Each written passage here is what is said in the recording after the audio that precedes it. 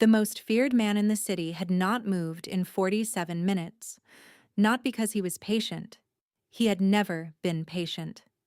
But because the child asleep on the leather couch in his office had shifted once in her sleep, reached out without waking, and curled her small fingers around the edge of his sleeve. And he did not know how to pull away from something that delicate without destroying it. She was 4, small enough that the couch swallowed her whole, like she had been placed there by accident, and the world had simply forgotten to correct it. Dark curls fell across the armrest, tangled and soft, one shoe missing, the other barely clinging to her foot. Her breathing came slow and even, impossibly steady for a room that had never once known peace. He sat on the floor beside her, his back pressed against the base of the couch, one knee drawn up, and his suit jacket draped over her small body because the building dropped its temperature after midnight and no one had thought to adjust it. No one had thought about much of anything tonight. Not the men standing guard in the corridor. Not the driver waiting 3 floors below. Not the city itself, which had gone quiet in that particular way it always did when Severin Lazar decided something needed to end. The blood on his shirt had long since dried, dark against white, soaked through the collar, streaked across the chest in uneven lines that told a story no one in this room would repeat. His knuckles on the right hand were split open, already darkening at the edges. He hadn't cleaned them. He hadn't moved at all since the girl reached for him, her tiny grip pulling at his cuff like she had decided, even in sleep, that he was hers to hold on to. 3 of his men stood outside the door, armed and alert, but none of them moved either. They had seen him dismantle alliances over a glass of water, watched him walk untouched through rooms where lesser men died at the threshold. In all those years, they had never seen him sit on a floor. They had never seen his hands rest open instead of closed.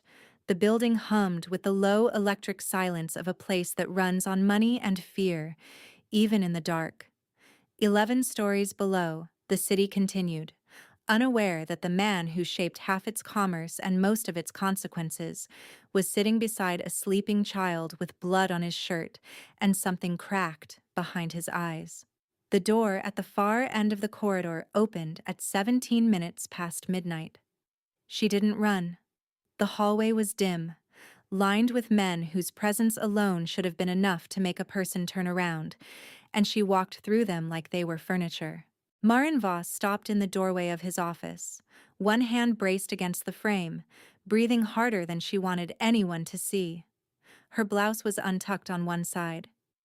Her eyes were dry, controlled, locked into an expression she had been building for years, long before she ever walked into this building or signed a contract no one expected her to survive. She saw the blood first, his shirt, his hands, the faint smear on the edge of the couch near where her daughter's head rested. Her breath caught, a short, sharp sound she swallowed before it could become anything more. Then she saw the rest. Severin Lazar, the man whose name emptied rooms and ended conversations, sitting motionless on his own floor, his jacket covering her child, his hand still, because a 4-year-old had grabbed his sleeve and he had chosen not to pull away. He looked up at her, and for the first time in the 5 weeks she had worked for him, his face held nothing she recognized, no authority, no distance. No wall built from money and violence and control. Just a man sitting on the ground, looking at a woman in a doorway, with a question in his eyes he could not figure out how to ask. How long? His voice came low, rough, stripped of every layer that usually made it dangerous. How long have you been hiding her from me? Marin's eyes stayed on Nola, checking, scanning, counting breaths the way only a mother does when the room is wrong and the child is still whole. Nola hadn't moved, still asleep, still holding his sleeve like she had decided something about this man long before anyone told her she was allowed to. Since the beginning, Marin said finally. Her voice was steady, but only because she had trained it to be. Falling apart was a luxury she had given up the same year she gave up everything else. He absorbed the words without blinking. 5 weeks. 5 weeks of early mornings and late nights, of schedules maintained without a single mistake, of a woman who never flinched when his voice dropped to the register that made grown men step backward. And she had been carrying this the entire time. She was here tonight, he said. A statement, not a question. The sitter didn't show. I had no one else to call.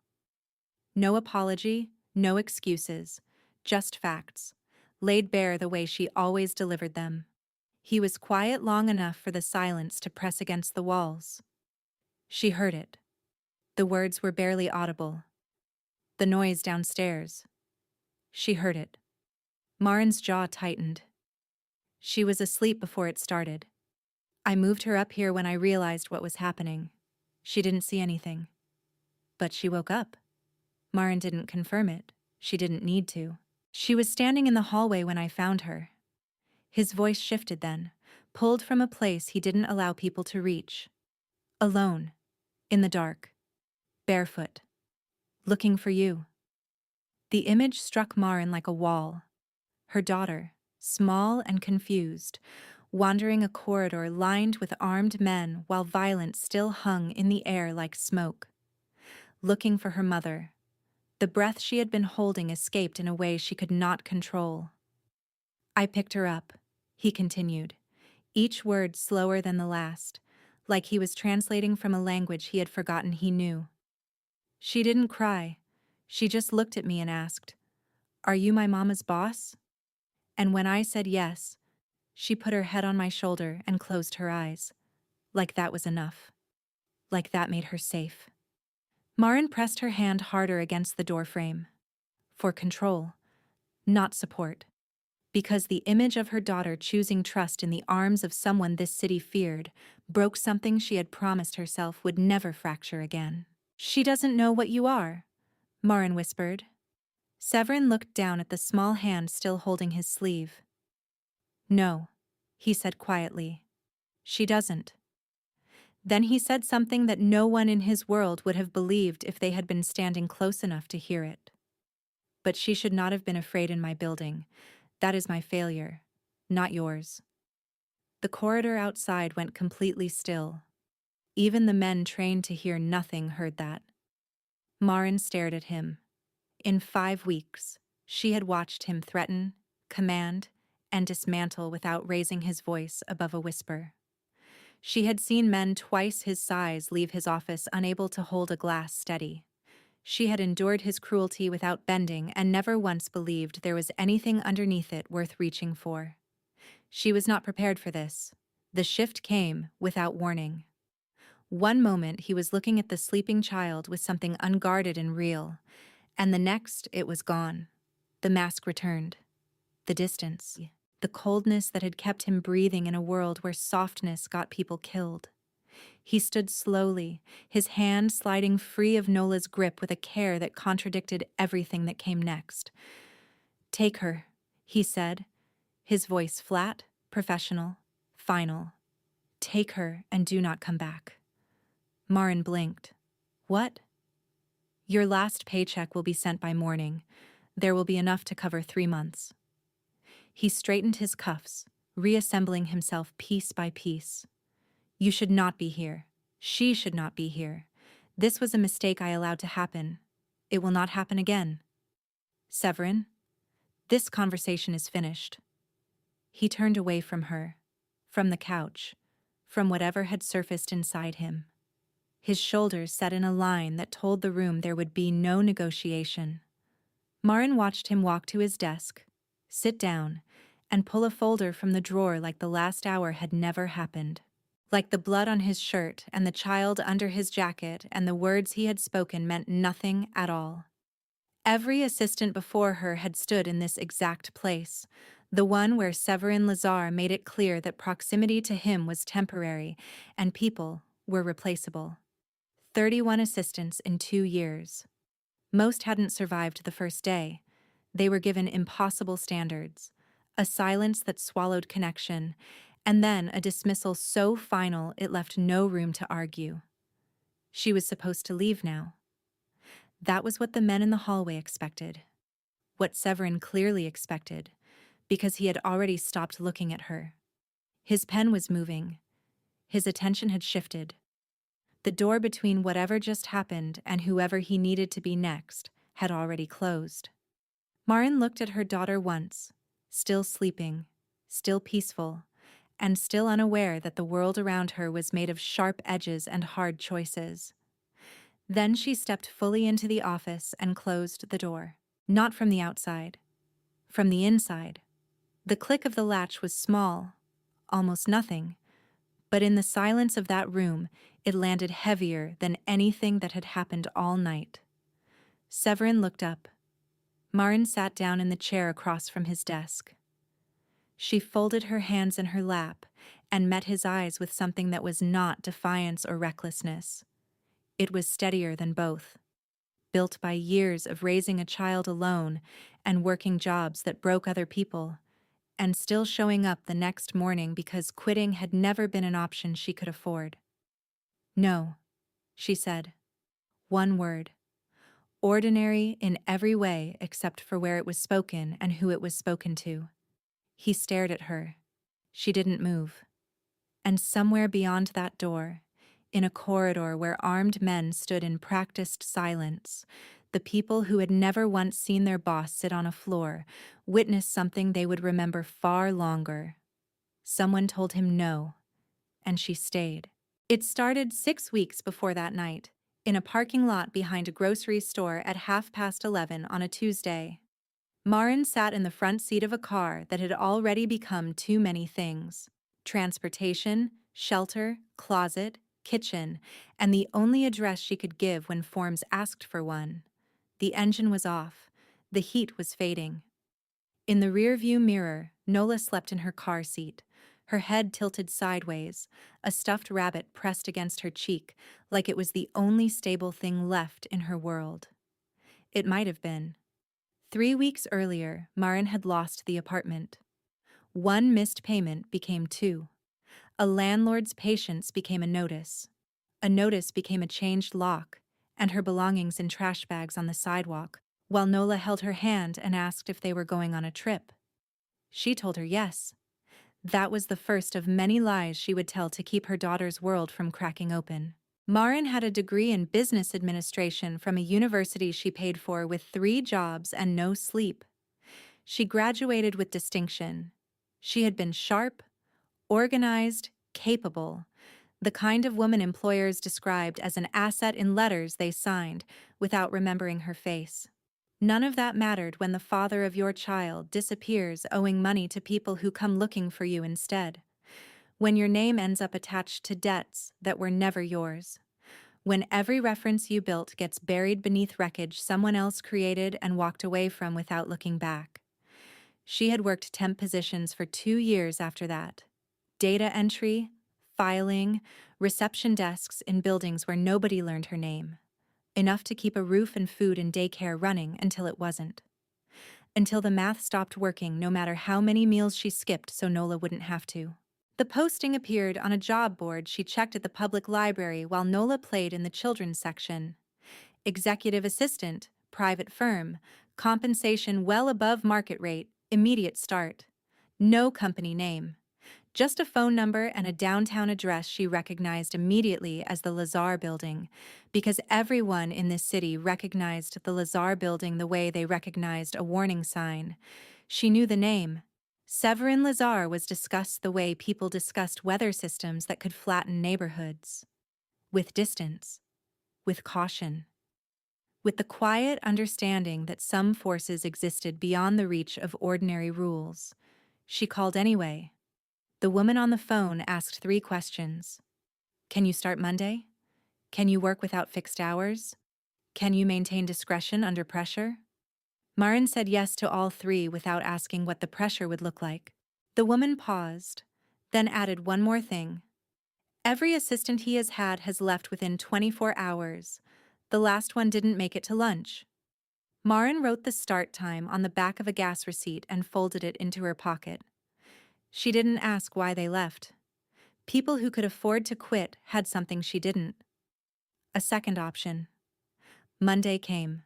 She ironed the one blouse she still owned that didn't carry a stain or a memory. She braided her hair. She dropped Nola at a daycare she couldn't yet afford, but paid for with the last of her savings, because showing up distracted to the first day was a risk she could not take. And she walked into the Lazar building like she had every right to be there, because the truth was simpler than anyone in her path would have believed. She had nowhere else to go, and that made her more dangerous than any of them realized. The first morning began with silence.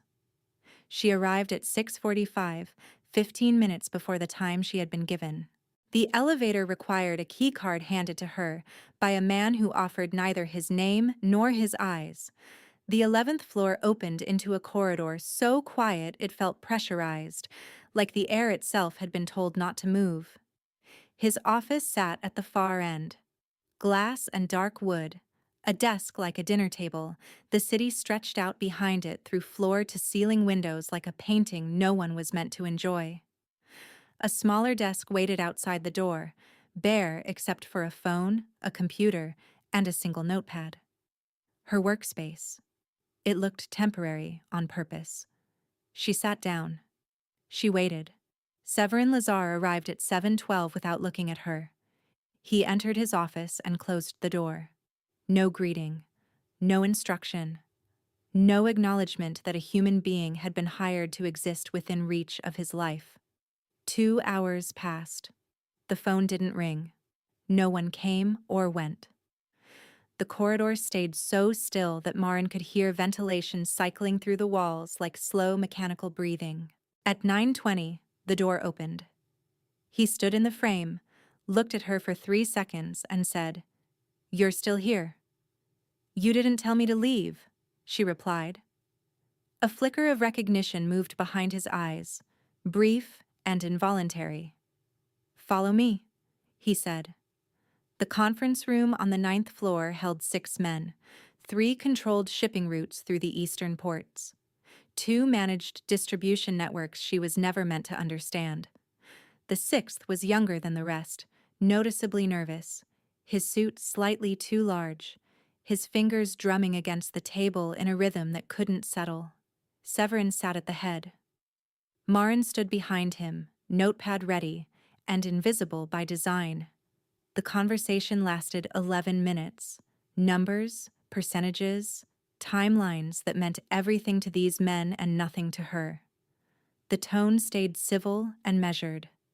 Then the younger man spoke, offering a delay wrapped in language that tried too hard to sound reasonable. The room changed. Not loudly, but the way a temperature drops in the minutes before a storm, slowly enough to feel it in your skin, fast enough to understand that whatever was coming had already passed the point where it could be stopped. Severin said 4 words Marin would never repeat, and someone she hadn't seen enter pulled the young man's chair backward from the table. 2 men appeared behind him, precise and unhurried, and before anyone moved or breathed, he was lifted from his seat and walked through a side door that closed with a sound far too quiet for what it carried. The meeting resumed as if nothing had happened. The remaining 5 spoke faster, their voices held tighter, their posture corrected in the way only genuine fear produces. Marin stood behind Severin and did not move. Her pen had stopped writing. Her breathing had shortened just enough to feel. The notepad in her hand trembled once, and she pressed it flat against her hip before anyone could notice. When the room emptied, Severin turned to face her. He waited. She understood what he was waiting for. This was the moment where every previous assistant had set the notepad down, offered a tight excuse, and walked out of the building forever. This was the real test. The understanding that this world did not run on the same rules as hers. Marin looked at him. He looked at her. The city moved silently behind the glass. "The port figures," she said, her voice level. "Should I file them under the existing project codes, or do you want a new category?" His eyes stayed on hers, searching for the crack. the flinch, the first sign of retreat. He didn't find it. "New category," he said, and walked past her without looking back. She stood alone in the empty room and gave herself 4 seconds of honesty. Her hands were shaking. Her stomach had turned over twice during those 11 minutes. And the image of a man being lifted from his chair, legs barely touching the ground, would visit her at 3 in the morning for longer than she would ever admit. But she walked back to her desk and started typing. Because somewhere across the city, her daughter was sitting in a daycare that cost more than Marin earned in a week at any previous job, and that daughter deserved a mother who came home with answers, not apologies. Staying was not brave, it was necessary. And Marin had stopped being able to tell the difference a long time ago. The second week was when the ground shifted, though neither of them would have named it. She arrived each morning at 6:30, earlier than required, earlier than anyone else on the floor. She learned his patterns through observation alone. Coffee at 7:15, black, no sugar, placed on the right side of his desk because he was left-handed and reached without thinking.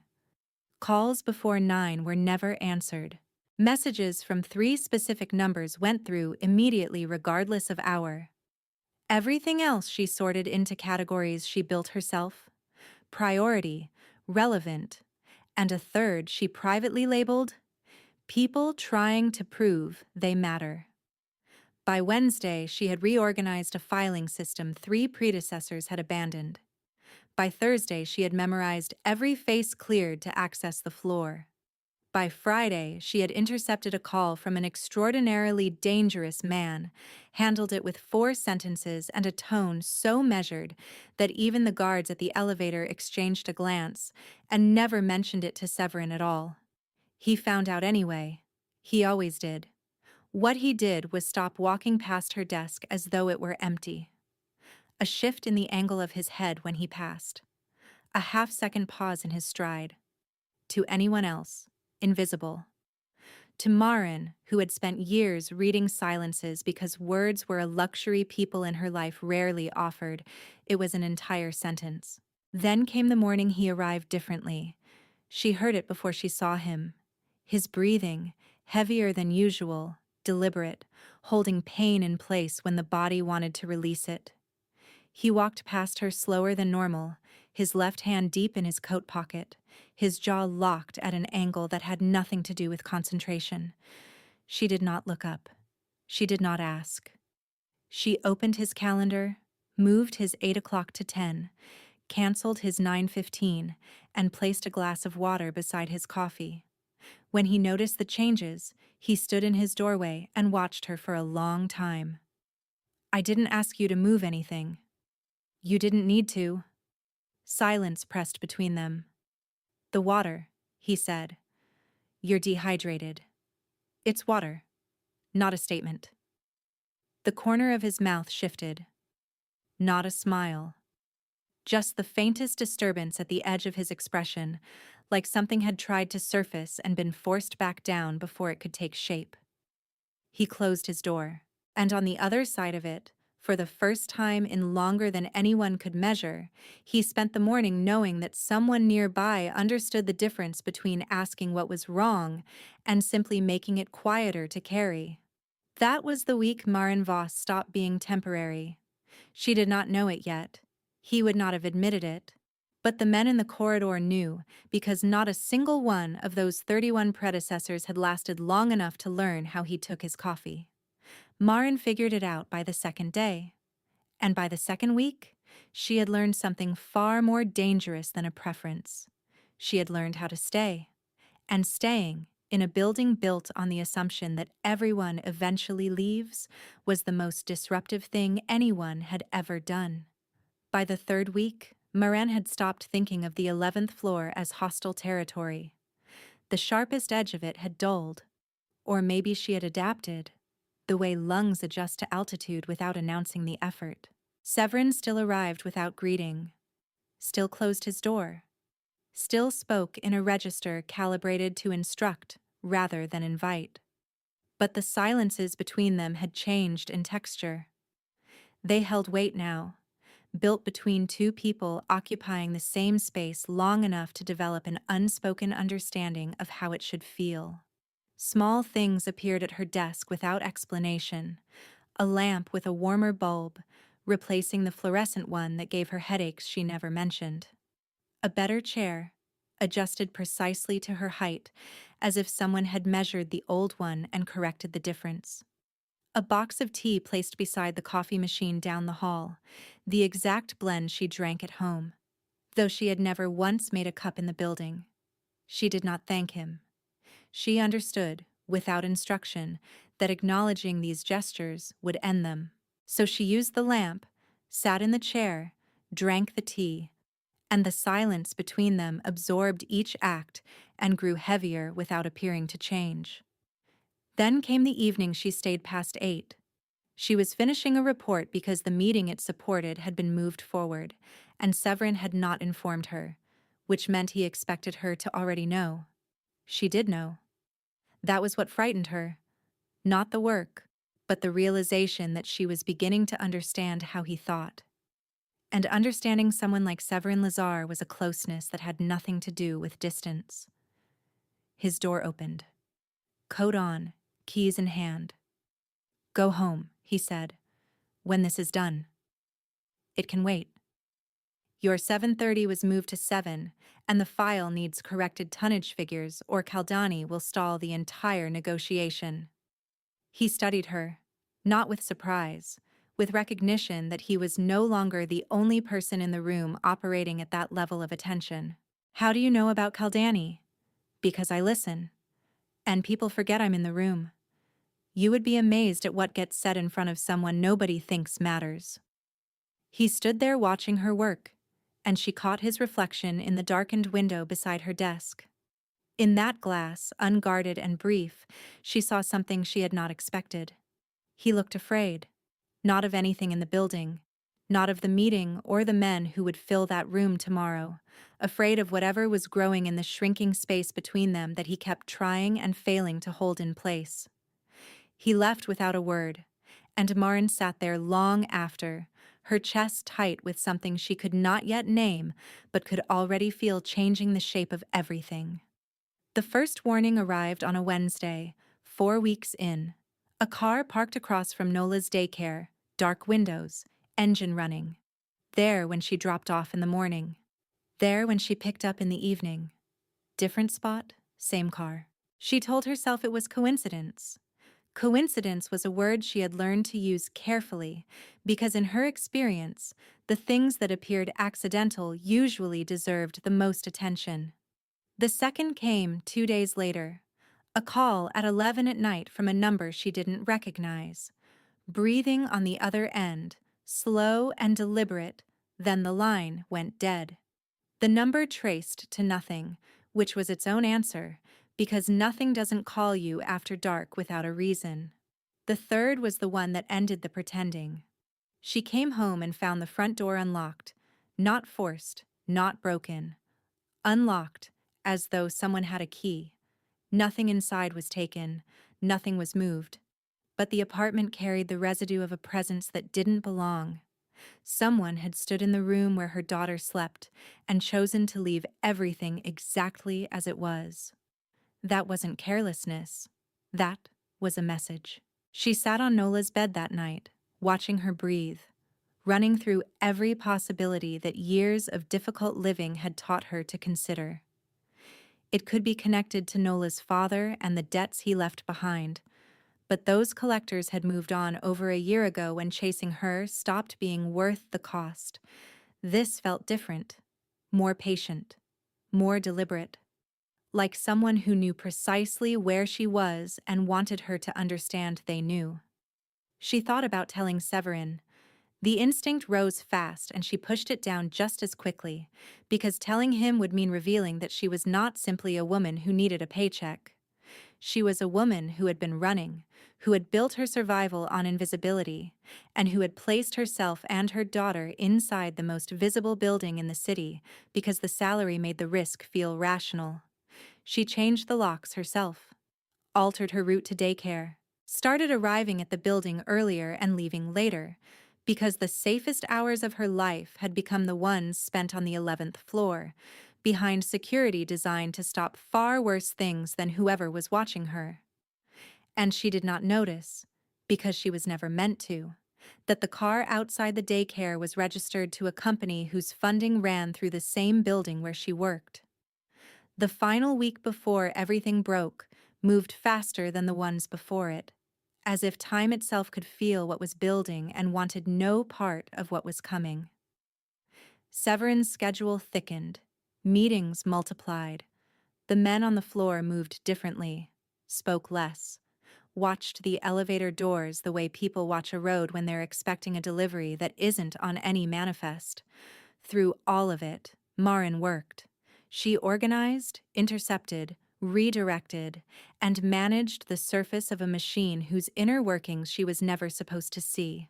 At night, she went home to an apartment that no longer felt safe, kissed her daughter, checked every lock twice, and lay in the dark counting sounds outside her window until she was sure none of them were footsteps.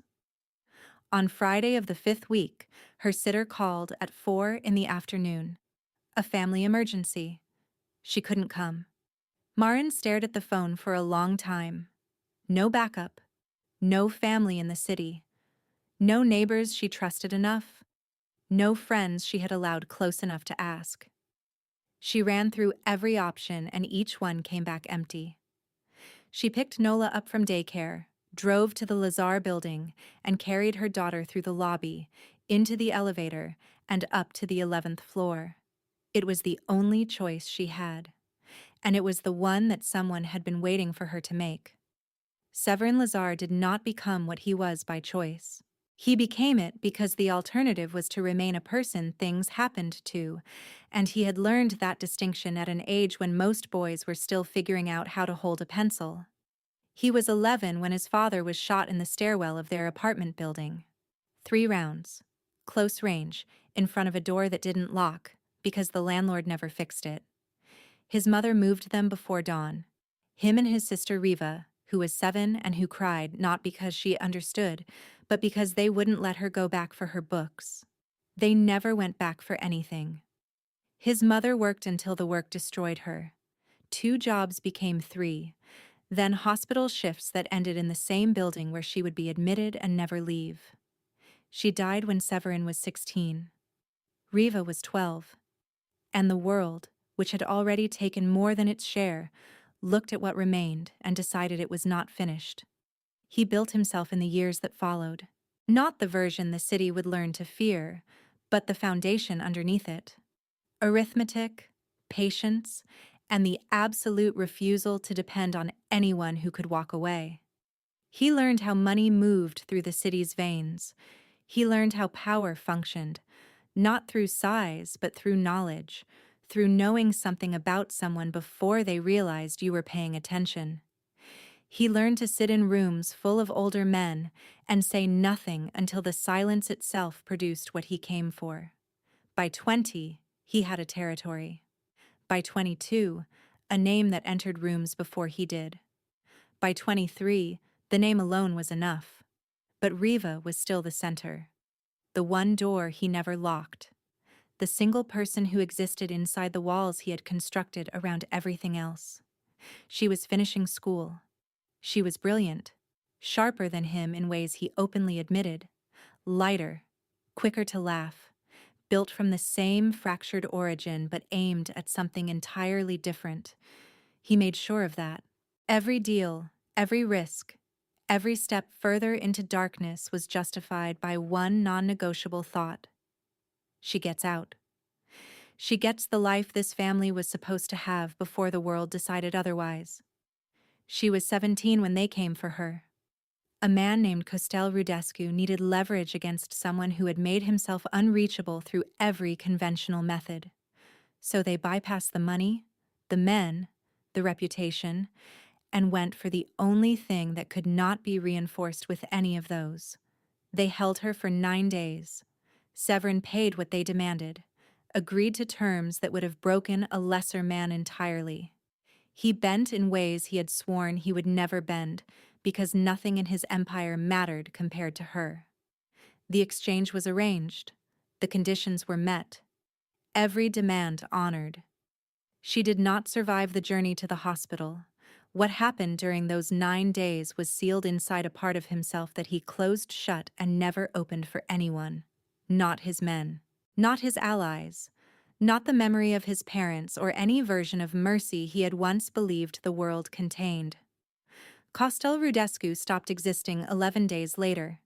His associates followed over the months after, each removed with a precision that communicated exactly what it was meant to.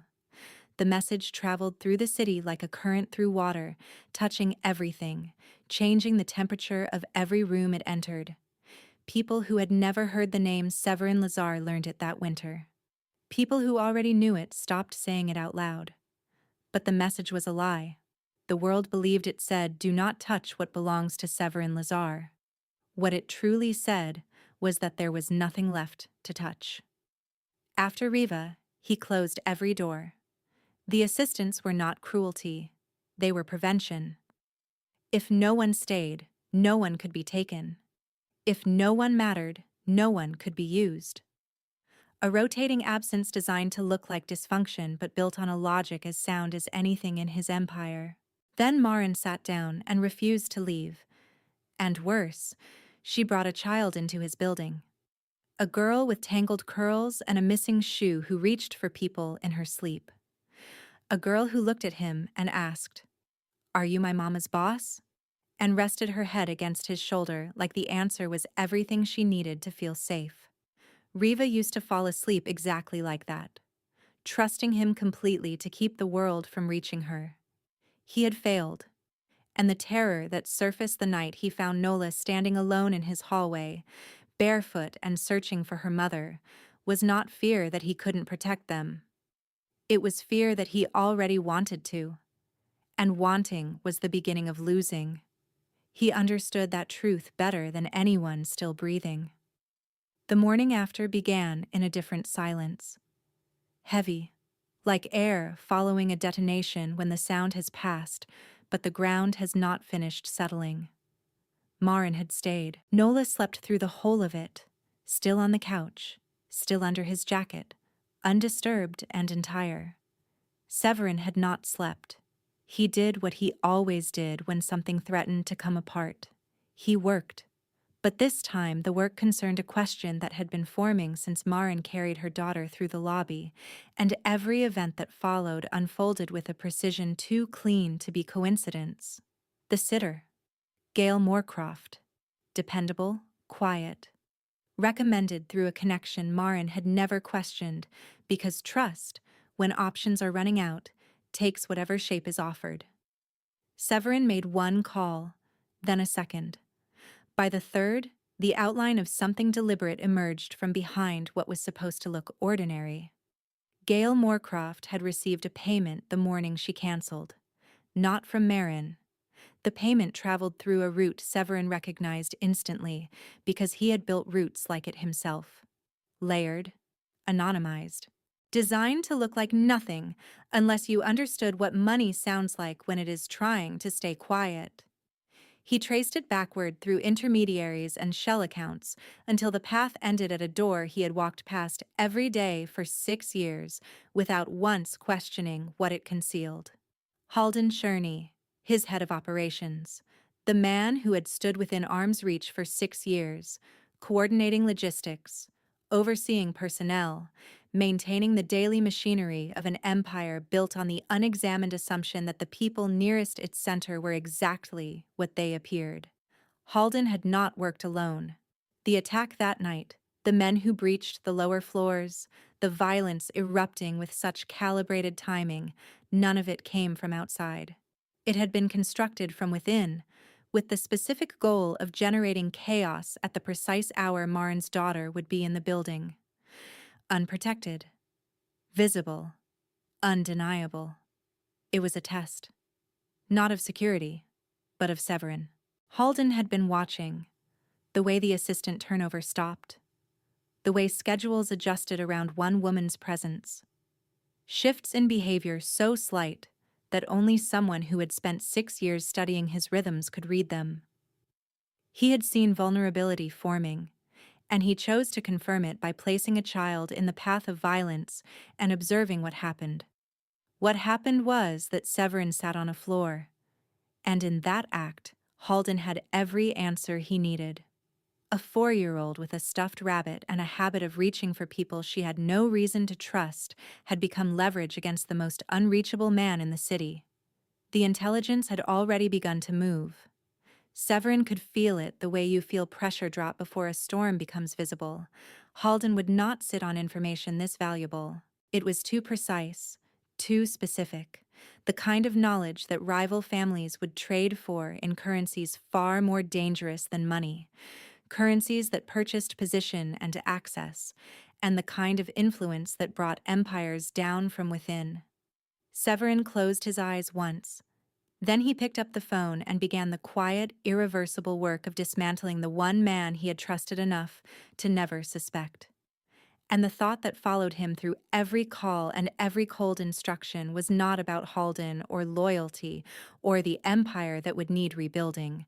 It was about a child who had reached for his sleeve in the dark, and the unbearable understanding that someone in his own house had put her there because they already knew, before he did, what she had become to him.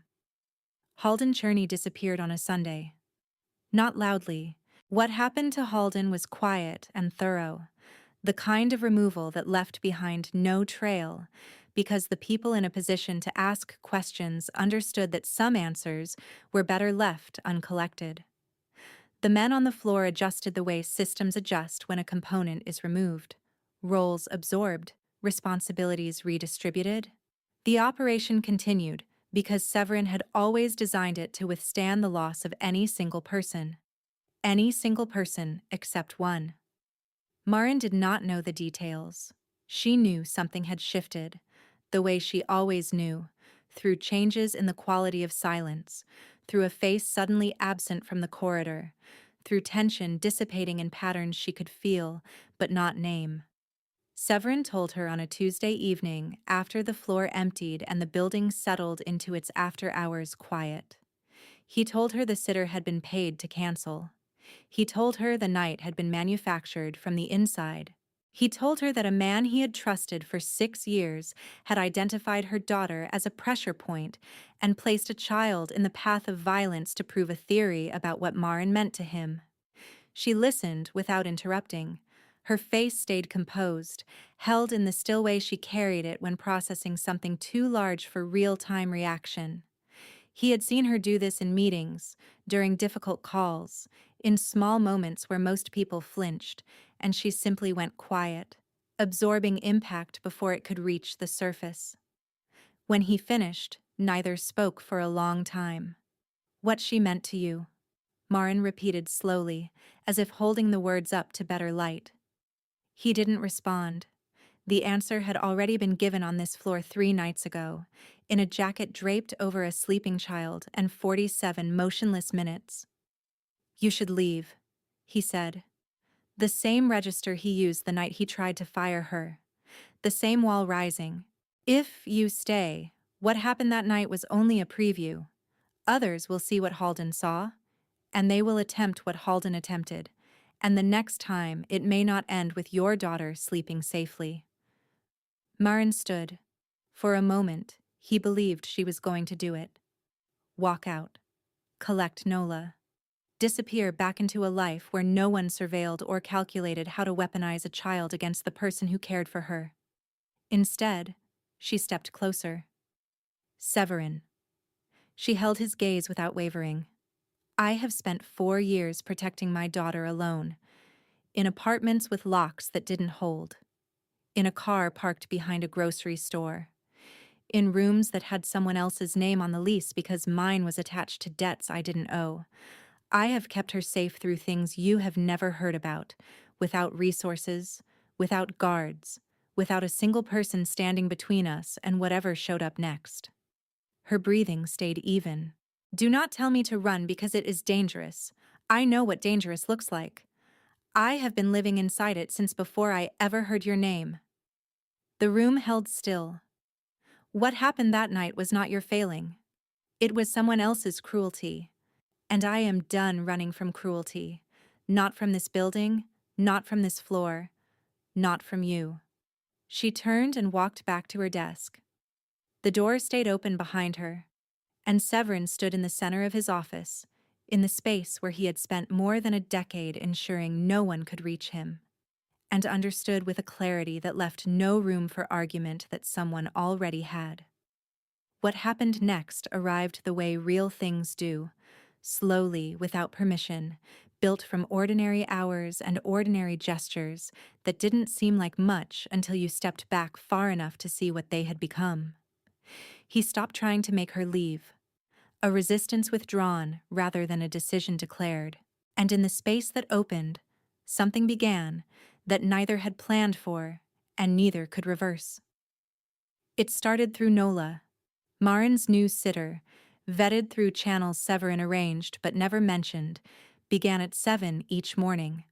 That left a gap, and twice in the first week. Then 3 times the next, Nola came to the 11th floor for those early hours. She would settle on the floor outside Marin's desk with paper and crayons, drawing pictures built on absolute conviction and no recognizable logic. Cities made of triangles, animals that belonged to no known species, a tall figure in a dark coat beside a smaller figure with curly hair, both surrounded by what Nola called important weather. He pretended not to notice. But his office door, which had always been shut, began staying open during those mornings. Just enough for sound to travel, Nola humming, crayon on paper, Marin's fingers on the keyboard, living sounds, filling a space that was never designed to hold them. Then one morning, Nola stood up, walked past her mother, crossed into his office without hesitation, and placed a drawing on his desk. He looked at the paper. She looked at him. "That's you," she said, pointing to the tall shape. "And that one is me. And that one is Mama. And those are stars, except they're daytime stars, because I decided they could be." His throat closed around something too large to move in either direction. "Do you like it?" she asked. He picked the drawing up with both hands carefully and placed it upright against the lamp on his desk, where it would remain for longer than any object in that room had ever been allowed to stay. "Yes," he said. Nola smiled. Complete, unguarded, certain, the smile of someone who has not yet learned to question whether they are welcome. She walked back to her crayons, and Marin watched from her desk with an expression she allowed herself for exactly 3 seconds before putting it away. He saw those 3 seconds, and something he had been holding at distance quietly let go.